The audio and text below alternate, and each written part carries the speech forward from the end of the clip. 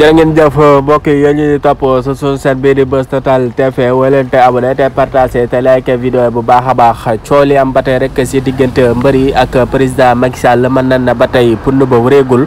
ndaxte nag ñii di askan wi daal gisewuñ ko noonu ndax jàpp na ne daal mbër yi daal kii di président Macky Sall daf leen bëgg ndax na nag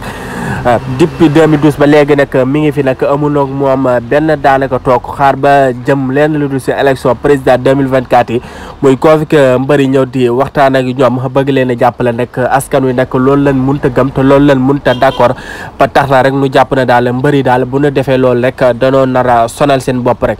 ñii di mbëri nag ñoom ña ngay xam ne ne rek ñoom tamit ay citoyen la te ñoom it am nañ droit dem far fu leen neex wala tamit ñu dem ànd ak ku leen neex loolu nag moom lañ def ba tax na rek ñoom ñu dem toog seen conférence de presse di si leeralal askan wi li nga xamante ne si moom lañ demoon taseeg ki nga xam ne moo di président Macky